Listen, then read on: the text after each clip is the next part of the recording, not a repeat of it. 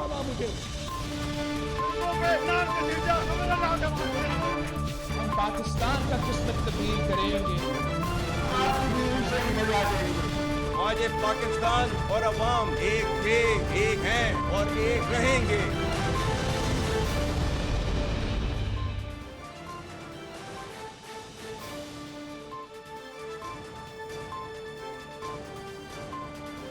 जी अस्सलाम वालेकुम। प्रोग्राम में आज चंद अहम मुद्दात के हवाले से बात करेंगे। सबसे अहम मुद्दा कि इलेक्शन मुकम्मल हुए, इलेक्शन खत्म हुए 6 दिन हो गए, लेकिन हुकूमत साजी के रौले अभी तक खत्म नहीं हो रहे। 6 दिन हो गए हैं, एक हफ्ते के करीब होने को वक्त आ चुका है कि हुकूमत साजी की तकमील अभी तक नहीं हुई। अभी तक जोड़ तोड़ का सिलसिला जारी है। जोड़ तोड़ के साथ साथ नाराज़गियों का सिलसिला भी जारी है और जोड़ तोड़ के दूसरे मरहले का आगाज़ हो चुका है कि जहां पर वजारतों की मांग होनी है, क्योंकि इत्तेहादी हुकूमत बननी है। मुस्लिम लीग नून इत्तेहादी है, पीपल्स पार्टी इत्तेहादी है, MQM इत्तेहादी है, PMLQ इत्तेहादी है। सो इनके दरमियान वजारतों की मांग होनी है और वजारतों की बांट भी होनी है। किस किस ने कौन कौन सी वजारतें हासिल करनी है, तमाम जमातों की अपनी अपनी अंदरूनी जो बैठकें हैं वो भी लगना शुरू हो गई हैं। लेकिन कल रात ये जो डेवलपमेंट हुई कि जहां पे शहबाज शरीफ को नॉमिनेट कर दिया, मुस्लिम लीग नून ने नवाज शरीफ की जगह पे वज़ीर आज़म के तौर पे और मरियम नवाज को वज़ीर आला पंजाब के तौर पे, जो कि पंजाब की पहली खातून वज़ीर आला बनने जा रही हैं। लेकिन असल खबर ये निकली कि नवाज शरीफ को क्यों निकाला और इस बार क्या मुस्लिम लीग नून ने ही उनको वज़ारत उस्मा की दौड़ से निकाल दिया है? क्यों निकाला का सवाल एक बार फिर नवाज शरीफ के गिर्द घूम रहा है, मुस्लिम लीग नून के अंदर से उठ रहा है। सो इस सवाल का जवाब हासिल करने की आज प्रोग्राम में कोशिश करेंगे, लेकिन उसके साथ साथ मौलाना फजल रहमान ने आज नाराज़गी का इजहार कर दिया है। नाराज़गी उन्होंने ना सिर्फ मुस्लिम लीग नून से जाहिर की है, पीपल्स पार्टी से जाहिर की है, बल्कि एस्टैब्लिशमेंट से भी जाहिर की है। मसला अब ये है कि 6 दिन हो चुके हैं, हुकूमत साजी का रौला ख़त्म होने में नहीं आ रहा। सियासी बेयकीनी का, सियासी अदम इस्तेहकाम का, सियासी इंस्टेबिलिटी का खात्मा हो जाना चाहिए था या खात्मा होते हुए नज़र आना चाहिए था। लेकिन जो एक बेयकीनी की कैफियत है अभी तक बरकरार है। उसमें जो पॉलिटिकल पार्टीज़ नाराज़ हो रही हैं और नाराज़गी की डायरेक्शन उनकी एस्टैब्लिशमेंट की तरफ बन रही है, जो कि सरासर गलत है। किसी को अगर अवाम ने वोट नहीं दिया, अवाम ने अगर मुस्तरद कर दिया है किसी भी हल्के से, किसी भी इलाके से, तो ये अवाम का फैसला है। इसमें एस्टैब्लिशमेंट का अमल दखल कहाँ से आ जाता है, ये बहुत एक मज़ाक़ खेज़ किस्म की बात है।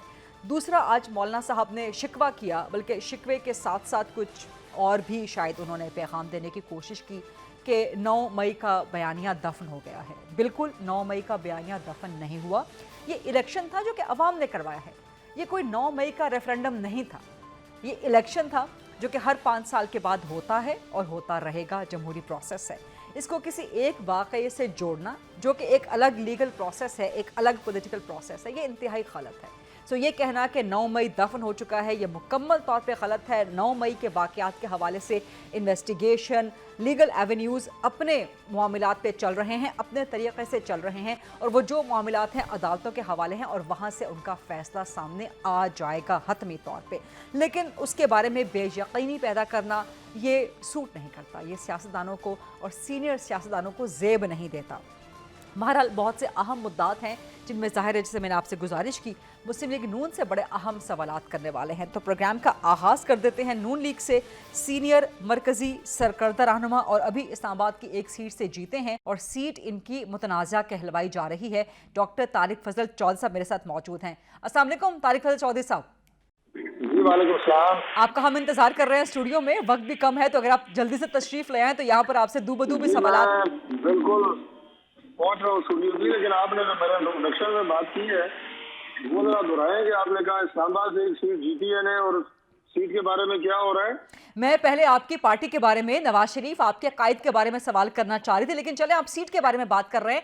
मैंने कहा कि सीट जहां से ये जीते हैं मुतनाज़ा कहलाई जा रही है, उसको मुतनाज़ा कहा जा रहा है कि इलेक्शन कमीशन। बात मेरी एक सुने जी, मुतनाज़ा तो इस वक्त तहरीक इंसाफ ने हमारी दर्जनों सीटों को करार दे रहे हैं और हम उनकी जीती उनको मुतनाज़ा करार दे रहे हैं। आपने ऐसे फरमाया कि जैसे पूरे पाकिस्तान में कोई एक मेरी सीट को किसी ने कोई इसके ऊपर मुतनाज़ा करार देने की कोशिश की है। ये चीजें हर इलेक्शन के बाद चलती हैं। इस पर जरा एक बात सुन लेंगे, जरूरी है जी। पाकिस्तान में 12 इलेक्शन हो चुके हैं इस वक्त तक। लेकिन वहीदा एक इलेक्शन मुझे बताएं कि जिस इलेक्शन के बाद खुले दिल से नताइज को तस्लीम किया गया हो। ये हमारा एक सियासी डायलेमा है, बदकिस्मती है कि जब भी इलेक्शन होते हैं तो उसके बाद इस तरह के इल्जाम हैं वो सामने आते हैं। मेरी दुआ है कि आपकी मेरी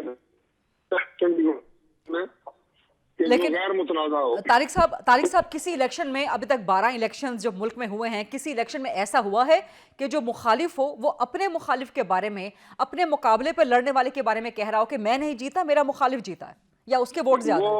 वो मुकम्मल एक ड्रामा था। अच्छा। और वो एक्सपोज हो चुका है। जिसने ये बात की थी मेरे लिए काबिल एहतराम है वो।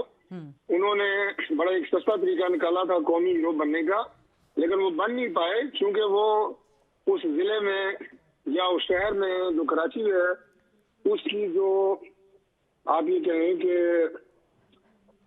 मेट्रोपॉलिटन है उसमें जो मेरी इतलात है, अगर गलत होंगी तो आप रेक्टिफाई करेंगी और मैं उनसे भी पूछूंगा, वो भी मेरे भाई हैं। वहां पे लीडर ऑफ अपोजिशन है, शायद उन्हें एक सीट रखी थी।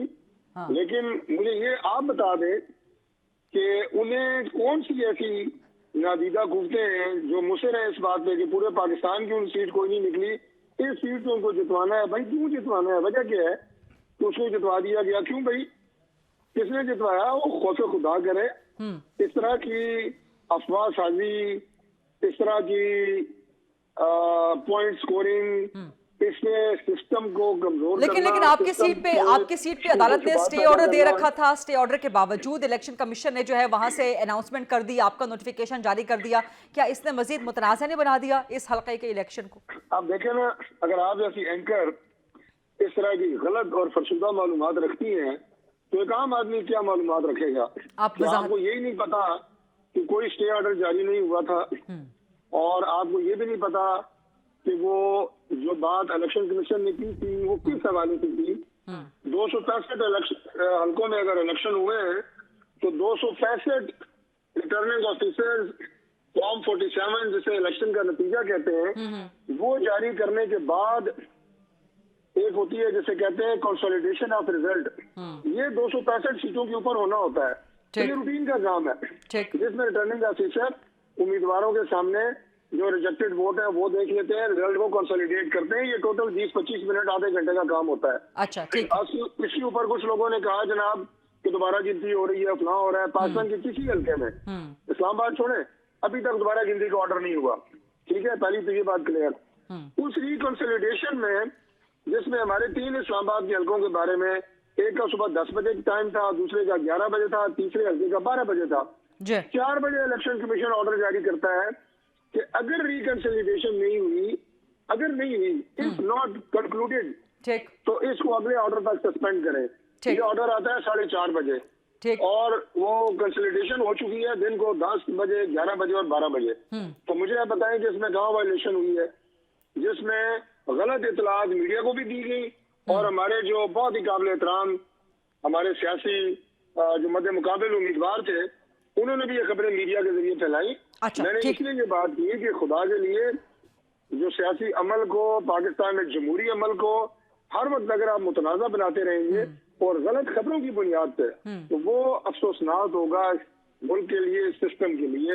बाकी तो अच्छा, मेरी पूरी कोशिश होती है कि मेरे प्लेटफॉर्म से कोई गलत खबर ना जाए, लेकिन अगर गई भी तो आपको पूरा मौका मिला, आपने उसकी वजाहत भी कर दी। मैं तो बल्कि इंतजार कर रही हूँ कि आप स्टूडियोज में तशरीफ लाएं, क्योंकि टाइम भी कम रह गया है। न जाने आप कब तक पहुंच पाते हैं, लेकिन मेहरबानी होती है आपकी स्टूडियोज में आप तशरीफ ले आते हैं टाइम से, तो ये चीज़ें आपसे दूबदू बिलमुशाफा जो है डिस्कस हो जाती हैं, वो एक अवाम को भी पता चल जाता। अच्छा, ये बताइए मुझे, ये फरमाइए कि मुस्लिम लीग नून ने खुद ही अब नवाज शरीफ को क्यों निकाला? देखिए, पाकिस्तान मुस्लिम लीग नून और पाकिस्तान की सबसे बड़ी जमहूरी जमात है, पॉलिटिकल पार्टी है। मियां नवाज शरीफ 3 दफा मुल्क के प्राइम मिनिस्टर रह चुके हैं। इस इलेक्शन के बाद हमारे पास 2 जो मैंडेट मिला है, जो कि एक स्प्लिट मैंडेट है। ये बात अब कोई ढकी छुपी तो नहीं है। हमारी ये ख्वाहिश थी कि पाकिस्तान मुस्लिम लीग नून को छोड़े, किसी एक सियासी जमात को अगर सादा अक्सरियत हासिल हो जाती तो मुल्क जिन चैलेंजेस का शिकार है वो जमात बेहतर तौर पे मुल्क को सख्त फैसले करने पड़ते, वो भी करती। नहीं तो इसका मतलब ये है कि और- मुस्लिम लीग नून क्या ये कह रही है कि नवाज शरीफ मखलूत हुकूमत चलाने के काबिल नहीं है, अहल नहीं है? नहीं नहीं, मेरी बात पूरी सुन तो लेना, जी फरमाइए। सुन लेना आप। तो वो एक हैसियत थी जो कि बहुत बेहतर थी। उस सिलसिले में भी जाहिर है पार्टी की आदत ने फैसला करना था कि कौन जो है वो प्राइम मिनिस्टर के कैंडिडेट होंगे, कौन चीफ मिनिस्टर के कैंडिडेट होंगे। इस वक्त जो एक हैसियत मुल्क में है, आपको कोalition गवर्नमेंट जो है वो रन करनी है, और उसका फैसला पार्टी क्यादत ने, मियां नवाज शरीफ साहब ने, शहबाज शरीफ साहब ने बानी तौर पे पार्टी की सीनियर क्यादत को कॉन्फिडेंस में लेके ही करना था और किया है कि पंजाब में मोहतरमा मरियम नवाज शरीफ साहबा बतौर चीफ मिनिस्टर आ रही है इंशाल्लाह, और मरकज में मियां शहबाज शरीफ साहब बतौर प्राइम मिनिस्टर। नहीं, मेरे सवाल का जवाब नहीं है ना डॉक्टर साहब, मेहरबानी फरमाए ना, सवाल का जवाब दे दें। मुस्लिम लीग नून ने ही नवाज शरीफ को क्यों निकाला? सिर्फ इस वजह से कि स्प्लिट मैंडेट है, मखलूत हुकूमत बननी है, सिर्फ ये वजह? ये वजह कोई बैठती नहीं, वजह तो कोई और है, वजह कोई और है डॉक्टर साहब, वजह बता दें, वजह कोई और लगती है। अल्लाह ताला के फजल से जिन्होंने मियां नवाज शरीफ साहब को निकाला, आज वो कहाँ है और आज नवाज शरीफ कहाँ खड़ा है? तो मुस्लिम लीग नून खुद क्यों निकाल रही है? वजह कोई और लगती, वजह स्प्लिट मैंडेट नहीं लगती, वजह कुछ और लगती है डॉक्टर साहब। तो सुन लेना, ये तो आप एंकरों का ये बड़ा मसला होता है कि आप हर बात के बीच में टोक टोक के लुकमे दे दे के बात करने ही नहीं देते। जो बेचारे आपके चैनल लगा के बैठे होते हैं उनको सुनने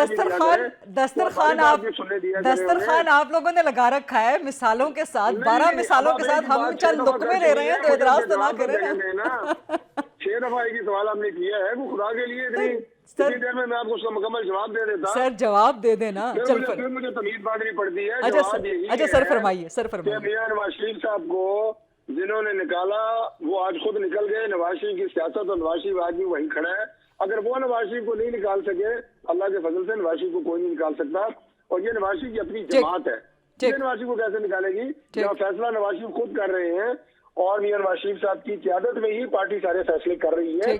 और ये मियां नवाज शरीफ साहब ने बेहतर समझा कि यहाँ पे शहबाज शरीफ साहब बेहतर परफॉर्म करेंगे और वहाँ पे मरियम नवाज शरीफ साहबा को मौका दिया गया। ये सब पार्टी डिसीजन, इसमें किसी को निकालना इन आउट की बात नहीं है। कैंपेन आपने नवाज शरीफ के नाम पे चलाई, वोट आपने लिए कि नवाज शरीफ की कारकर्दगी सबसे बेहतरीन है। अब आप कह रहे हैं कि नवाज शरीफ नहीं है अच्छे कारकर्दगी के, शहबाज शरीफ अच्छा चला सकेंगे। नहीं, ये हमने कभी भी नहीं कहा, ये आप कह रही हैं। सर अभी आपने फरमाया कि पार्टी ने सोचा कि नवाज शरीफ से ज्यादा अच्छे शहबाज शरीफ चला सकेंगे। हमने तो ये कहा कि मियां नवाज शरीफ साहब ने जो बेहतर समझा मुल्क के लिए, मौजूदा हालात के लिए, पंजाब को और मरकज को कैसे चलाया जा सकता है, उन्होंने ये फैसला किया। नवाज शरीफ साहब जो है पार्टी के कायद हैं, right, and he is taking the decision, he is calling the shots. Right. Tariq साहब, इस आपके साथ जो वक्त था उसका टाइम खत्म हो चुका है। आई विश रह गया दरमियान में कि आप स्टूडियो में तशरीफ लाते, लेकिन चले अगले प्रोग्राम में इंशाल्लाह आप स्टूडियो तक पहुंच जाएंगे। तभी शुएब शाहीन साहब मौजूद हैं क्या हमारे साथ? एक ब्रेक लेते हैं, ब्रेक के बाद जब वापस आएंगे तो तारिक फजल के मुकाबले पे शुएब शाहीन खड़े हुए थे, पाकिस्तान तहरीक इंसाफ के मरकजी रहनुमा, उनसे हम कुछ सवाल करेंगे। जी welcome back after the break. हमारे साथ मौजूद हैं पाकिस्तान तहरीक इंसाफ के सीनियर मरकजी सरकर्दा रहनुमा तारिक फजल चौधरी के मुकाबले में इलेक्शन लड़ा है इस्लामाबाद के हल्के से। पाकिस्तान तहरीक इंसाफ के बारे में शुएब शाहीन साहब आपसे बाद में सवाल करूंगी। एक तो अस्सलाम वालेकुम, शुक्रिया वक्त देने के लिए, लेकिन अभी तारिक फजल चौधरी साहब मौजूद थे हमारे साथ और वो फरमा रहे थे कि कोई स्टे ऑर्डर नहीं मिला इस हल्के का इलेक्शन का रिजल्ट देने पे या नोटिफिकेशन जारी करने पे, कोई स्टे ऑर्डर नहीं था, इलेक्शन कमीशन ने बिल्कुल दुरुस्त किया है काम। शुएब शाहीन साहब देखिए, पहली बात तो ये है कि तारिक फजल साहब अगर मुंह पे झूठ बोलते हैं तो फिर मैं तो कुछ उसका इलाज नहीं कर सकता। मैं आपको अभी आपके असिस्टेंट को भी और आपको भी इलेक्शन कमीशन का आर्डर भेज देता हूँ। ये 11 तारीख का है, सुबह 10 से 10:30 बजे के दरमियान आर्गूमेंट्स हुए और उन्होंने प्रोसेस ऑफ कंसोलिडेशन स्टॉप कर दिया। और उसके बाद फिर मैं 11:30 बजे तारिक फजल, मैं और उसके अलावा 6-7 और कैंडिडेट, और आपको पता है कि इसमें सिर्फ एक मैं कैंडिडेट नहीं था, तारिक फजल नहीं थे, 34 हम कैंडिडेट थे, जिसमें अपोनेंट कैंडिडेट्स में मुस्तफ़ा खोखर पीपल्स पार्टी के सब्तुल हसन शाह, तहरीक लब्बैक के थे, हाफिज खावर थे, और उसके साथ थे जमात इस्लामी के काशिफ गुजर, चौधरी काशिफ। ये सब लोग मेरे साथ थे और इनमें से कई लोग उन याकुश के नुमाइंदे थे। हम 11:30 बजे कुछ लोग गए और वहां रिटर्निंग अफसर साहब ने राइटिंग में मुझे ऑर्डर दिया, वो ऑर्डर भी आपको मैं भेज देता हूँ। ठीक। उन्होंने कहा process of consolidation is postponed. ये 11:30 बजे से 12 बजे के दरमियान हमारी वहां मीटिंग हुई, ये दोनों प्रोसेस रुक गए। उसके बाद रात को पता चला, अगले दिन पता चला खैर रात के कल रात को कोई नोटिफिकेशन हो गया, तो हमने उसको हाईकोर्ट में चैलेंज कर दिया, विच इज पेंडिंग। देखिए इस वक्त सिचुएशन जो ये है, फॉर्म 45 जो कि जिस पे 2 होते हैं ऑफिशियल के sign, presiding officer and assistant presiding officer, और उसके ऊपर तमाम पोलिंग एजेंट्स जो अवेलेबल होते हैं तमाम कैंडिडेट्स के, उसके ऊपर सिग्नेचर होते हैं। मसलन इस केस में 387 पोलिंग स्टेशन है। अगर इसमें फर्ज करो सिर्फ 4 कैंडिडेट्स को, मैं एहतियातन कह रहा हूँ क्योंकि पूरे इस्लामाबाद में सबके कैंडिडेट के पोलिंग एजेंट्स से किसी में 6 होंगे, किसी में 8 होंगे, किसी में 5 होंगे, किसी में 4 होंगे। मैं एहतियातन कह रहा हूँ कि कॉम्पिटिटर्स जो थे वो 4, 5, 6 थे। तो हमारे जो हर एक पोलिंग स्टेशन के ऊपर 4 अगर तस्वर करें, 2 असिस्टेंट प्रिजाइडिंग ऑफिसर और 1 प्रिजाइडिंग ऑफिसर, 6 अगर हो और ये 387 हो तो ये 2300 समथिंग यानी 2300 सिग्नेचर्स बनते हैं फॉर्म 45 पे। और उसके मुताबिक मैं 1,05,000 वोट ले रहा हूँ, तारिक फजल साहब 51,000 वोट ले रहे हैं, यानी डिफरेंस जो है वो 53,000 का है। और पूरे फॉर्म 45 आपको मैं in the shape of PDF form अभी आपको भेज दूंगा। बिल्कुल तारिक फजल साहब को कहे वो ले आए अपने, जो टेम्पर्ड ना हो। अच्छा, दूसरी बात, ये फॉर्म सिर्फ मेरे पास नहीं है, ये चौधरी अपना चौधरी काशिफ के पास है, जमात स्वामी के, ये तहरीक लब्बैक के पास है, ये मुस्तफा खोखर के पास है, ये पीपल्स पार्टी वालों के पास है। हर एक ने वही बात की है जो मैं कह रहा हूँ। अब मसला क्या है? मसला यह है कि रात में हम जीत गए, पूरे के पूरे मीडिया ने मेरा डिफरेंस भी दिखाया, किसी एक मीडिया हाउस ने ये नहीं कहा कि हमारा डिफरेंस सही है, और कितना फर्क है वो भी देख लिया, यानी वो मेरे आधे से भी नीचे है, जितना डिफरेंस है उससे भी कम वोट ने लिए। और दूसरी बात, सुबह जब उठते, रात को जब पहुंचते हैं और जो कुछ होता है वो सब आपके सामने, यानी एक शख्स 47 का फॉर्म लिखने वाला रिटर्निंग अफसर, एक शख्स 2300 से जायद मुख्तलिफ लोगों के सिग्नेचर को उठा के डस्टबिन में डालता है और एक उठा करके इनको दे देता है, which is on the face of it illegal and unlawful। Shoaib साहब, अपना हल्का और अपना इलेक्शन रिजल्ट वापस लेने के लिए आप चूंकि लीगल बैटल लड़ रहे हैं तो उसमें मुस्तकिल आपसे राब्ता रहेगा, आपसे सवाल जवाब करते रहेंगे, सहमत आपको देते रहेंगे। लेकिन अब जरा कुछ पाकिस्तान तहरीक इंसाफ की स्ट्रैटेजी के हवाले से बात हो जाए, क्योंकि सिस्टम ने एक बार फिर आपको मौका दिया है कि आप सिस्टम में शामिल हो जाएं। तो अब सिस्टम में शामिल होकर पाकिस्तान तहरीक इंसाफ किस किस्म की सियासत करेगी? तामीरी सियासत करेगी या वही एहतजाज की, सड़कों पे निकलने की, रैलियों की, जलसे जुलूसों की, धरनों की? और अपोजिशन लीडर कौन होगा आपका कौमी असेंबली में?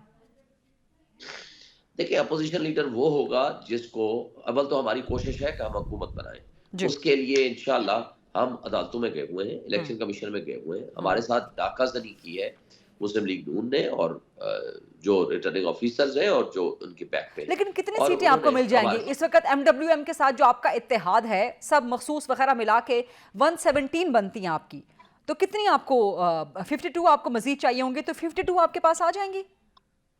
देखिए, हमारा जो इस वक्त डिस्प्यूट चल रहा है वो 50 से जायद यानी 60 के करीब हमारी सीटें हैं, कम से कम 60 से 70 के दरमियान सीटें हैं कि जो मिनिमम फॉर्म 45 के मुताबिक हम जीते हुए, और हमारे रेशो को कम किया गया। हमारे से जो डिफरेंस है वो ये नहीं है कि 2000, 4000, 5-10,000 रुपए का, 10,000 का, वो वोटों का डिफरेंस 53,000, 50,000, 40,000, 35,000, 30,000, 25,000, वो फर्क को कवर अप करना वो बहुत ही मुश्किल काम है। अब वो जो चीज है उसको जिस अंदाज से भी जितना जल्दी अदालतें चाहे उसको रिजॉल्व करते हैं। अगर डिले करेंगी तो नेचुरली फिर हम अपोजिशन में बैठेंगे और अपोजिशन लीडर हमारा वो होगा जिसको इमरान खान साहब नॉमिनेट करेंगे। तो कौन होगा? शेर अफजल मरवत का नाम सामने आ रहा है और रिपोर्टेडली अलीमा खान ने शायद शेर अफजल मरवत का नाम दिया, तो क्या शेर अफजल मरवत होंगे, बैरिस्टर गौहर होंगे? देखिए, ये इमरान खान साहब का फैसला होगा और जिसको वो मुनासिब समझेंगे वो अपोजिशन लीडर का नाम देंगे। आपकी नजर में कौन बेहतर हो सकता है, कौन बेहतर चॉइस हो सकता है? मेरी राय में तो मैं सारे सीनियर दोस्तों के प्रेफरेंस दूंगा कि अपोजिशन लीडर जो वो हो। सरदार लतीफ खोसा है, बेशक गौहर साहब भी हो सकते हैं और कोई भी हमारे में से दोस्त हो सकता है। That is the decision of. वज़ीर आज़म के लिए उम्मीदवार कौन होगा पाकिस्तान तहरीक इंसाफ का? देखिए, जो अपोजिशन लीडर होगा वो वज़ीर आज़म को उम्मीदवार भी हो सकता है, लेकिन ये again this is the discretion of the founder chairman Imran Khan साहब का फैसला होगा, वो जिसके बारे में फैसला करेंगे। मगर इशू ये नहीं है, मगर इस वक्त इशू सिर्फ ये है कि जिनके जो हमारे हुकूक पे डाकाजनी हुई है वो वापस होना चाहिए। मुल्क चलने के काबिल नहीं है, इंटरनेशनल वर्ल्ड चीख रही है, मीडिया चीख रहा है, और आपने आगे IMF से मुज़ाकरात करने हैं। $24 बिलियन आपने अगले 3-4 महीनों बाद वापस करने हैं। आपके लिए मुल्क चलाना क्या पाकिस्तान तहरीक इंसाफ अगर हुकूमत में नहीं आती तो IMF के मुआहदे की हिमायत करेगी, करनी चाहिए या नहीं करेगी? देखिए, ये तो खान साहब फैसला करेंगे, लेकिन एक बात बता दूं, खान साहब ने पहले भी मुआहदे की हिमायत की थी, मगर मशरूत की थी कि free, fair and transparent elections हो। और जो आपने देखा इलेक्शंस का जो हशर नशर किया इन्होंने, और जो इस वक्त चले इलेक्शन से पहले जो प्री पोल रिगिंग की, वो सब दुनिया के सामने। मगर इलेक्शन डे के बाद फॉर्म 45 आने के बाद उसके ऊपर डाकाज़नी करना, ये बहुत बड़ा जुर्म है। बहुत बहुत शुक्रिया, बहुत बहुत शुक्रिया शुएब शाहीन साहब, पाकिस्तान तहरीक इंसाफ के सीनियर रहनुमा हमसे बात कर रहे थे। एक ब्रेक लेते हैं, ब्रेक के बाद जब वापस आएंगे तो बात करेंगे खास तौर पे in reference to Khyber Pakhtunkhwa के नामजद वज़ीर-ए-आला अली अमीन गंडापुर, जहां पे पाकिस्तान तहरीक इंसाफ को सिस्टम ने एक बार फिर मौका दिया है कि पॉलिटिकल सिस्टम के अंदर आए, गवर्नेंस सिस्टम के अंदर आए, लेकिन अब एक सूबे में हतमी और यकीनी हुकूमत मिलने के बाद पाकिस्तान तहरीक इंसाफ क्या सिस्टम के अंदर रहते हुए तामीरी सियासत करेगी या तखरीबी सियासत, इस पे डिबेट करेंगे after short break. Stay with us. जी, welcome back after the break. 2014 से ख़ास तौर पे पाकिस्तान तहरीक इंसाफ को जब खैबर पख्तूनख्वा में हुकूमत मिली, फिर उसके बाद 2018 में मरकज़ में हुकूमत मिली, KP में दोबारा से हुकूमत मिली, सो देखने में ये आया कि पाकिस्तान तहरीक इंसाफ ने 2014 से पहले तक जो एक प्रोसेस अपना रखा था तखरीबी सियासत का, जिसमें धरने, जुलूस, जलसे, रैलियाँ, ये एहतजाज, सड़कों पर निकल आना, ये सब शामिल था।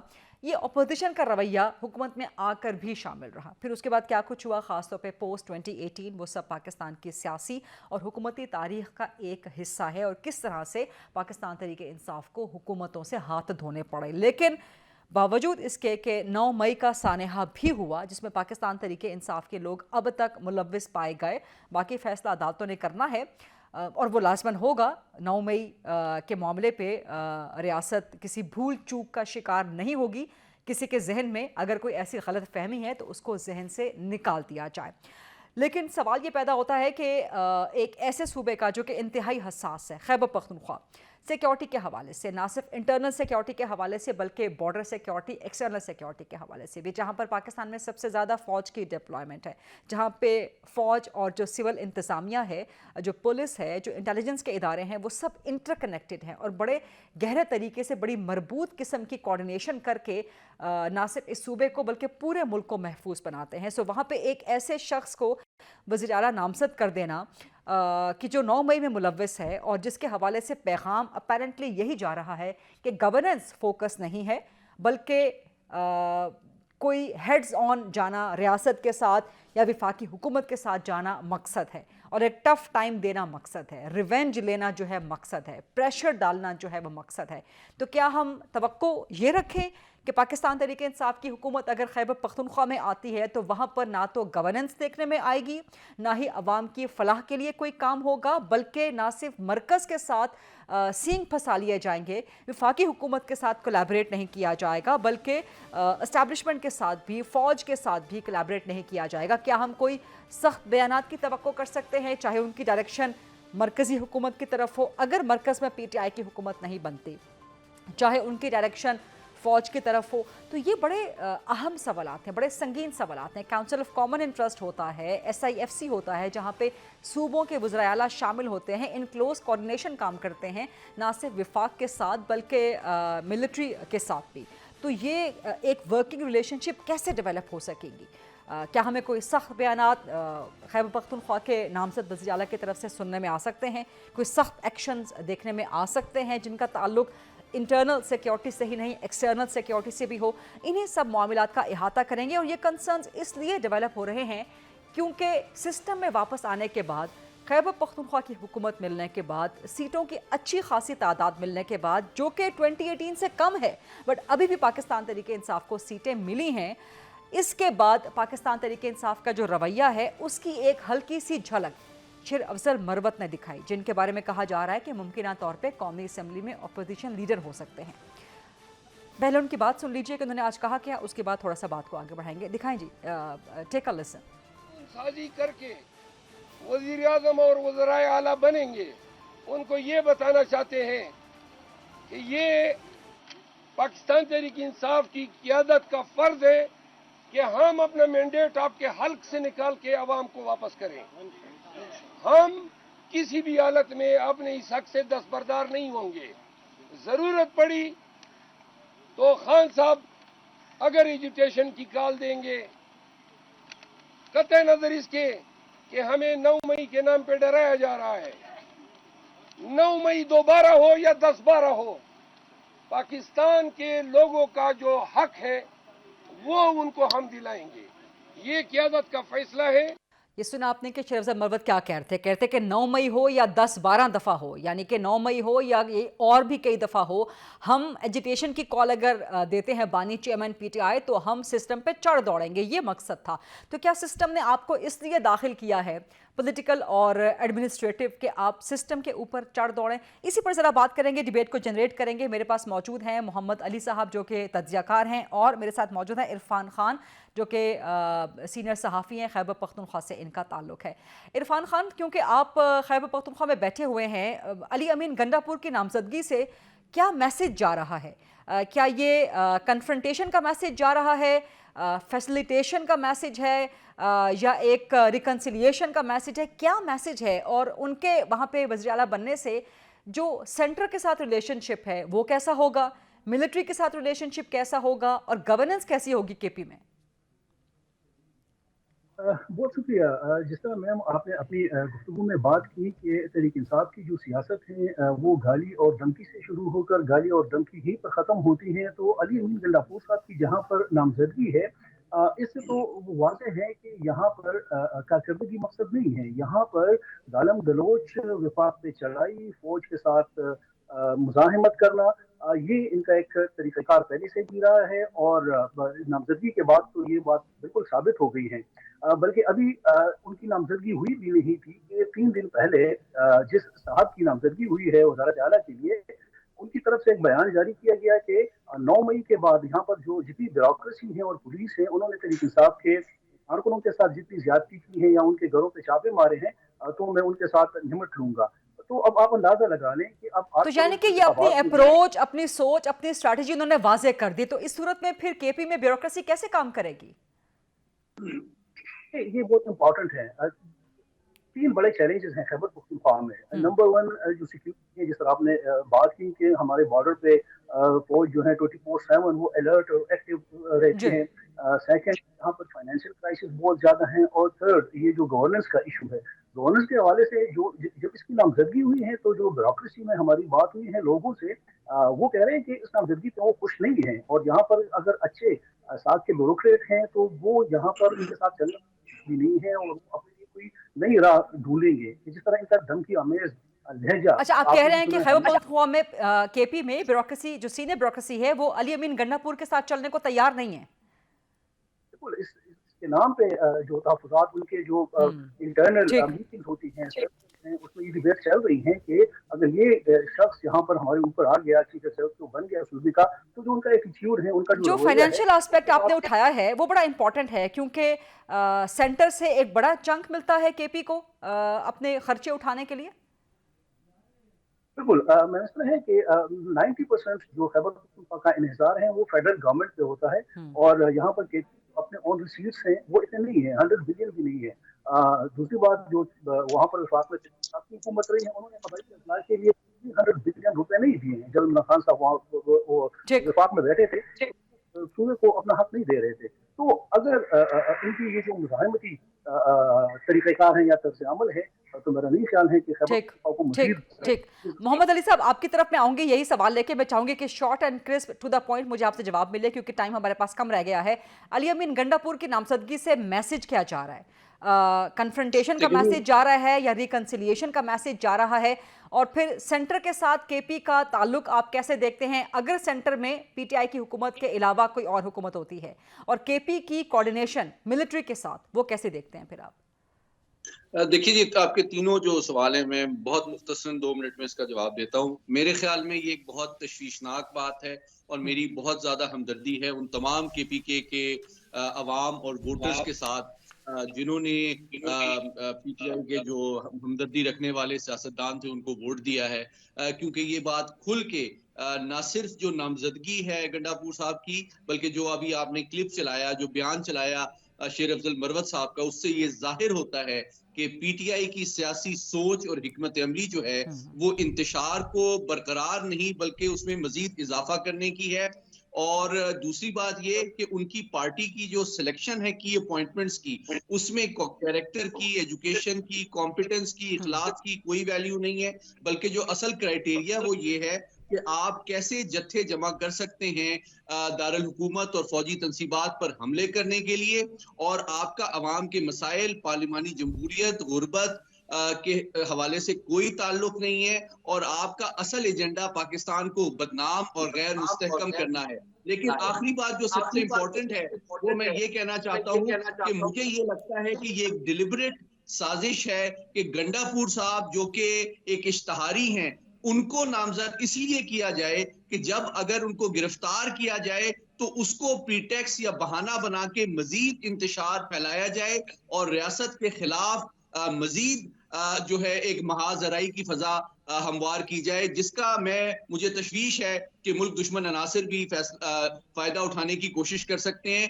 तो मैं इस हवाले से बहुत तशवीश में मुब्तला हूं। और खैबर पख्तूनख्वा में मिलिट्री की बहुत डिप्लॉयमेंट है, वहाँ पे कामयाब मिलिट्री ऑपरेशन चल रहे हैं, इंटरनल सिक्योरिटी की सूरत हाल है, बॉर्डर सिक्योरिटी की है, एक्सटर्नल सिक्योरिटी की सूरत हाल है वहाँ पे। इसके अलावा जो गैर कानूनी अफगान मुहाजिरीन मुक़ीम हैं उनका मामला है। तो इन मामलात पे अगर खैबर पख्तूनख्वा की हुकूमत मिलिट्री के साथ चलने में गुरेजा होती है तो फिर तो सिचुएशन बहुत ज़्यादा ख़राब हो सकती है। देखिए गरीदा, आप बहुत मैं समझता हूँ डिप्लोमेटिक लफ्ज़ आपने इस्तेमाल किया। मैं समझता हूँ कि इतनी गैर संजीदा, गैर मोहतात लीडरशिप का यानी कि चुनाव एक ऐसे टाइम पे जबकि पाकिस्तान की अफवाज और लॉ एनफोर्समेंट एजेंसीज एक डिसाइसिव फेज में है, दाइश के खिलाफ, टीटीपी के खिलाफ, दीगर दहशतगर्द तंजीमों के खिलाफ, इतनी गैर संजीदा चॉइस जो है, मैं समझता हूँ अब हमारे केपीके के तमाम अवाम के लिए मैं समझता हूँ बहुत बड़ा लम्हे फिक्रिया और तशवीश का बायस होना चाहिए कि अगले 5 साल क्या उनके वसाइल और टैक्स पेयर्स मनी जो है वो पाकिस्तान को मजीद इंतशार और बहरान में धकेलने के लिए इस्तेमाल होगा, या एक जिम्मेदाराना तरीके से पाकिस्तान को बेहतर अंदाज में तरक्की देने और खुशहाली और इस्तेहकाम के लिए इस्तेमाल होगा। तो मैं समझता हूं कि उनके सामने ऑलरेडी जो चुनाव है या नॉमिनेशन है गंडापुर साहब की, और जो बयान आपने चलाया मरवत साहब का, उसके बाद उनकी सियासी हिकमत अमली और सोच बिल्कुल वाज़ेह हो चुकी है। ठीक है, बहुत बहुत शुक्रिया मोहम्मद अली साहब और इरफान खान साहब प्रोग्राम में आज बात करने के लिए।